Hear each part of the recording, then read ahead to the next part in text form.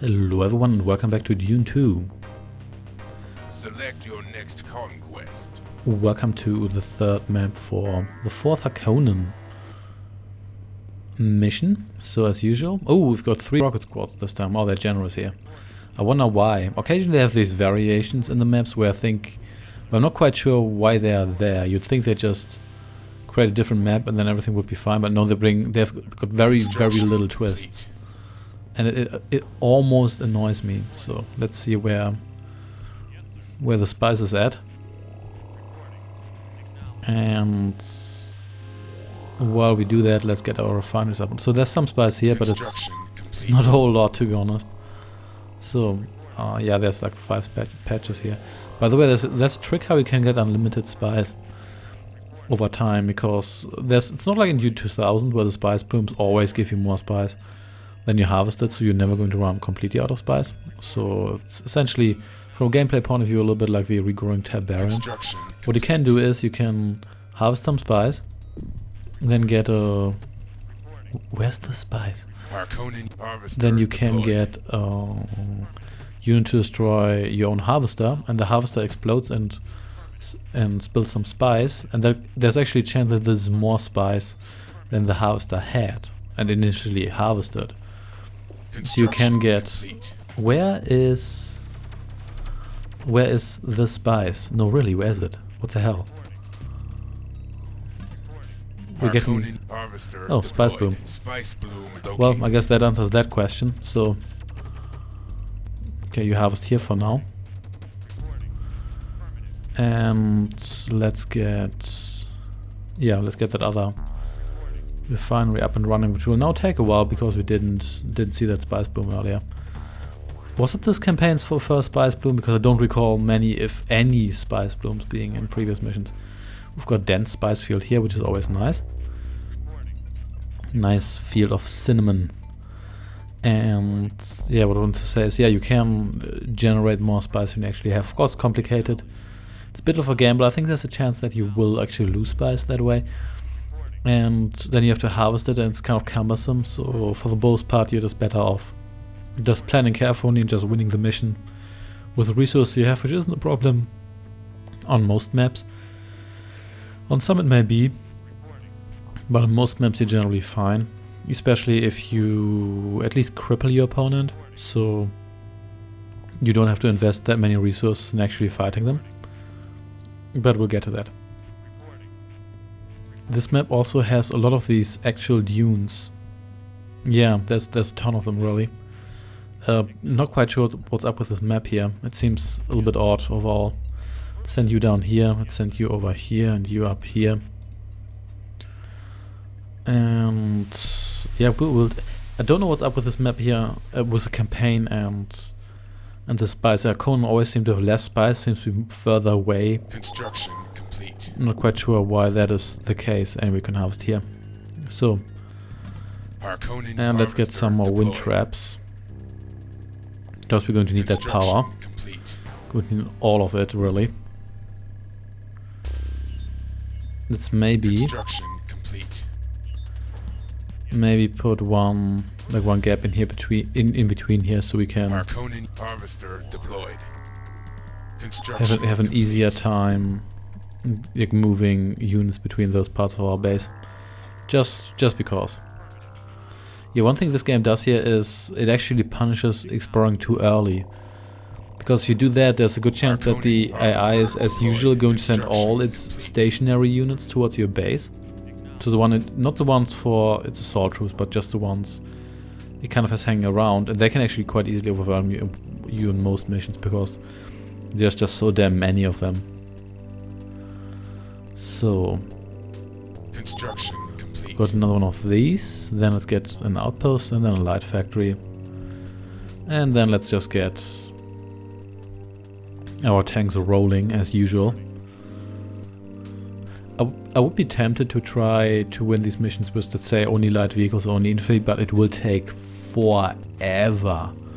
Even if you have the best light vehicles, let's say quads, and you have the maximum number you can have, it's going to take forever. It's not like in later games, but let's say in Red Alert, where you can just say, oh, I'm just going to build 40 rangers and going to overwhelm the base. No.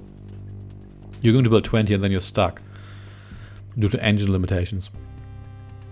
But that's okay. They fixed that pretty quickly. I don't think I've ever hit the engine limit in Command & Conquer as in the original Command & Conquer. At least not from what I can remember. I know I just tried it. I hit it in StarCraft once. I just wanted to try whether I could reach it. I could. You can do that with Overlords because there's no limit on them. But if you try to do it, the game starts to have severe slowdown and frame drops. And at one point it just crashes. Warning, Ordos units approaching. So you guys got a warm welcome here. Our base is under Interestingly, attack. our reinforcements never Enemy units destroyed. dropped into the enemy base. They always come to our base, which is probably for the better, to be honest, because otherwise it would be pretty much just be wasted, really. Enemy unit destroyed. So this gets heavy quickly. And let's, you know what, let's get another house. That's not that expensive. Same price as a tank, in fact. So it's not that much of an investment. And we could use another harvester here. Harkonnen harvester deployed. There's enough of them there. So, and Construction then let's get Harkonnen all harvester deployed. of them tanks. Yeah, that's essentially the theme for the rest of this mission here. I have too many of these guys. Interestingly, I haven't seen a single worm yet. That is special about this mission, I presume. I guess they're just up in the north. I could actually Harkonnen units deployed. take two of these guys Ordos here and units just approaching. explore a little bit. And let's maybe kill this Ordos unit here Enemy before... units destroyed. Okay, so let's just go to the enemy base, or at least explore a little bit here.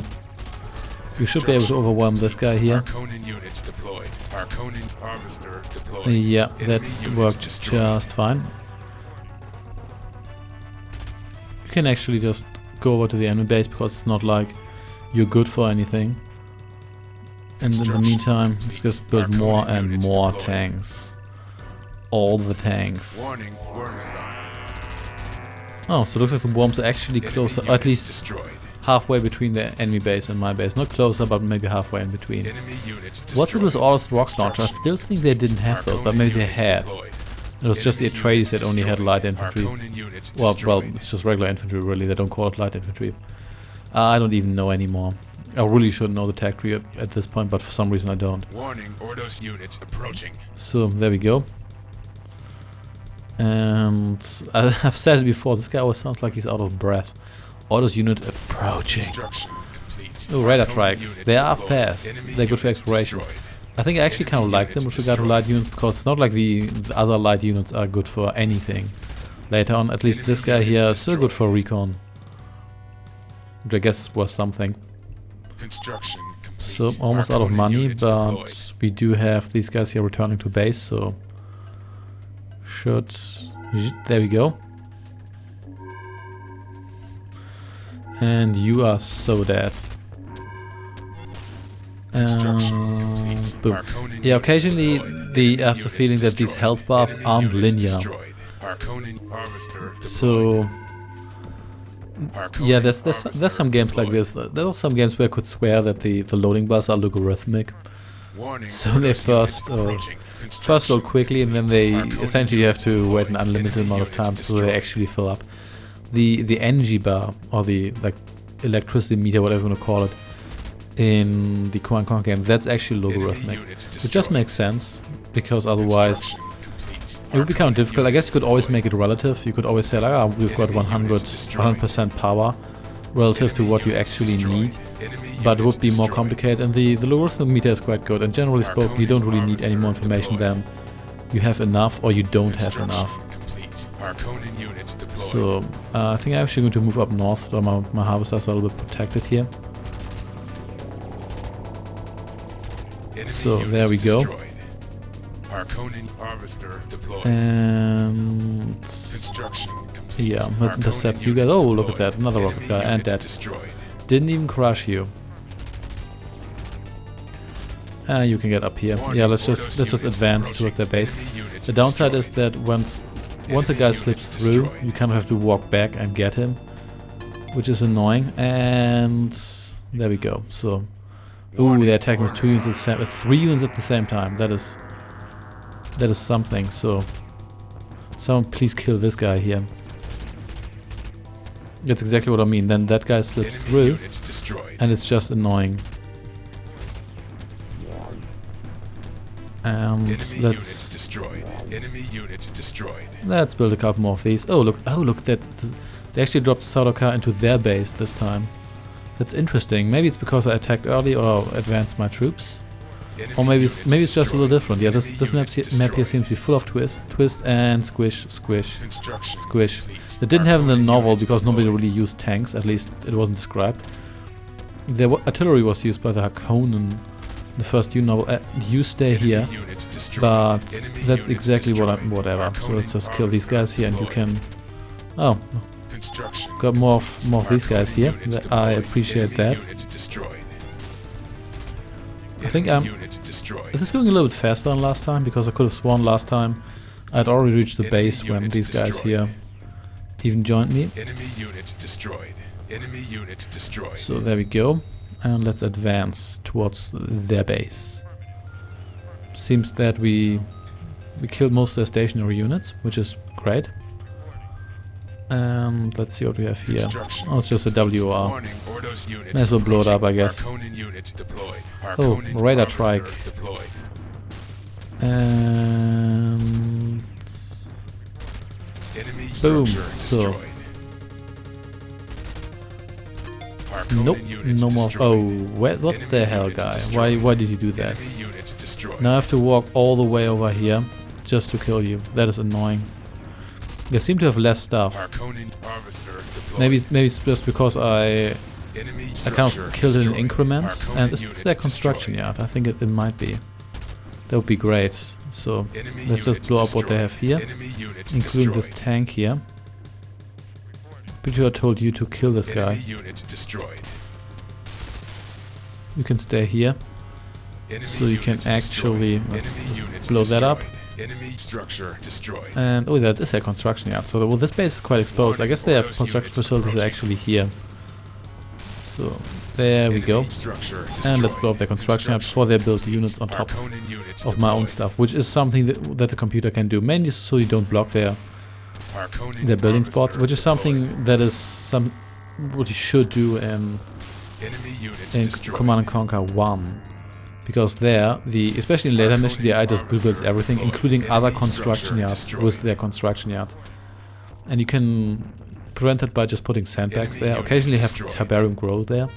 There's also at least one GDI final map where if you house Tiberium in a certain spot, a GDI base is actually going to pop up there out of nowhere. Of course, the computer has no limitation with regard to actually having adjacent buildings. This was way easier than the last mission, and look how fast this factory goes down once. Insufficient spy storage, I couldn't care less really. I don't think I've built a single spy silo during the entire game that I didn't have to build accidentally. So there we go. And these guys, they don't even look like they carry rifles, they look like they carry handguns, which would be adequately pathetic for what these guys are. So spy silos then should be good, unless there's more stuff there, such as their light factory. Once more, we have a lone tank just coming out of nowhere and just trolling me just a little bit. And there we go. So I pass. Apparently that was it. Oh yeah, their light factory was over here. Well done. The Order's dogs make amusing noises when they die. Do they not? Indeed, what good is our life when we cannot enjoy the simple pleasures? If you say so. And again, Outpost Commander. That was actually slightly faster than last time. I think like a minute faster. I wonder if anybody ever has done a speedrun of this game. I have the feeling there's only so much speedrunning you can do in this game. I have the feeling, well, I'm not doing a speedrun obviously, but I have the feeling there wouldn't be that much of a difference. Not in the sense that in later RTS games you complete a mission in like 30 minutes and you can speedrun it in like 5 minutes, like 1/6 of the time. I have the feeling that's not really happening. Anyway, thanks for watching, and I shall see you next time. Take care and goodbye.